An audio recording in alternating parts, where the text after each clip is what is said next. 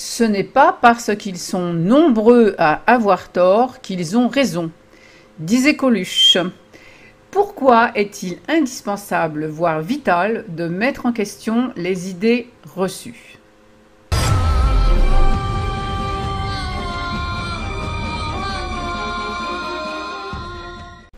Mon nom est Élisandre. Je suis coach de puissance créatrice par la magie et la sagesse des contes de fées. J'accompagne celles et ceux qui ne veulent plus se contenter des idées toutes faites.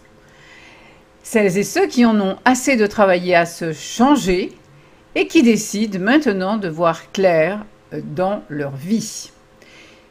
Pour réaliser bien sûr leur mission en participant au bien commun. Alors bienvenue à vous, si c'est votre première visite sur ma chaîne, je vous invite à vous abonner pour recevoir en priorité mes prochaines vidéos et à télécharger gratuitement mon coffret 3 secrets pour vivre la magie des contes dont vous trouverez le lien sous la vidéo. Vous savez par exemple qu'on a longtemps cru que la Terre était plate et que le Soleil tournait autour de la Terre, et bien d'autres croyances qui ont semblé vraies en leur temps, vraies d'un certain point de vue uniquement. De nombreuses idées, hypothèses, axiomes, postulats, vérités ou assertions admises sans discussion doivent être remises en question régulièrement. Et pas seulement au niveau collectif, mais aussi au niveau individuel. Pourquoi ? Une idée dans votre esprit est un point de vue. Il est parfois nécessaire de voir sous un autre angle et souvent cela change tout parce que tout est relatif du point de vue sur lequel on se place. Et puis tout est appelé à évoluer, à bouger, les idées comme les personnes. Ce que l'on cherche, ce à quoi on aspire, se découvre la plupart du temps seulement en changeant de point de vue. Seulement en apportant un nouvel éclairage. C'est d'ailleurs le principe du miracle, un mot qui signifie vision nouvelle, surprenante. Parfois, c'est un recul sur la situation ou parfois au contraire, c'est une approche pour examiner un détail. Prenons le mot miracle par exemple. Si vous croyez que c'est une intervention divine, vous avez peu de chances d'en voir un arriver. Si vous comprenez que sous certaines conditions et en changeant de point de vue, vous aurez une nouvelle vision du problème, alors vous êtes capable de faire des miracles. Cela tient à peu de choses.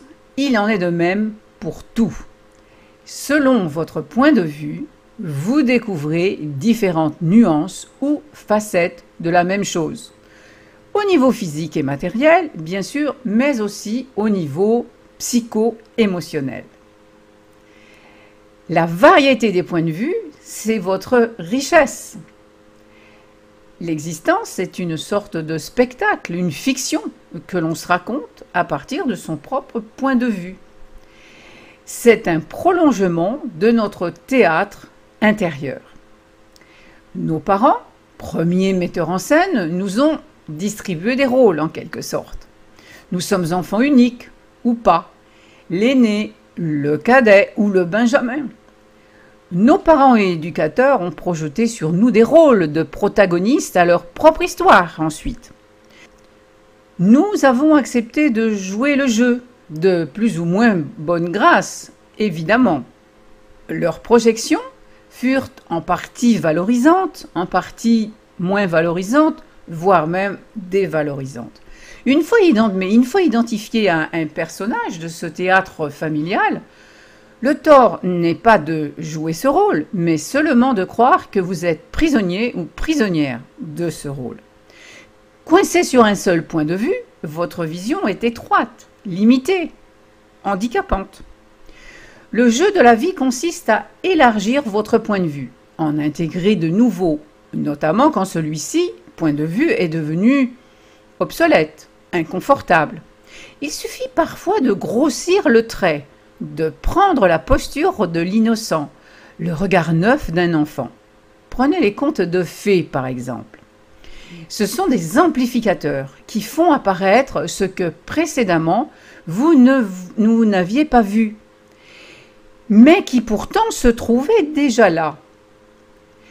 On a d'ailleurs cru que les contes étaient des histoires pour enfants parce qu'elles forcent au regard neuf, au regard émerveillé. Les contes défocalisent le regard et l'orientent dans une nouvelle direction.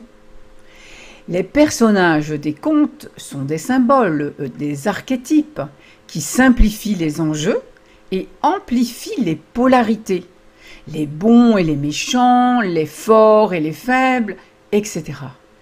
Quand vous avez compris que vous êtes tous les acteurs ou tous les personnages d'un conte, si vous voulez, eh bien vous devenez le metteur en scène de tous les acteurs de votre histoire intérieure. Vous n'êtes pas seulement le petit Poucet, vous êtes aussi l'ogre et les frères apeurés qui suivent le Poucet.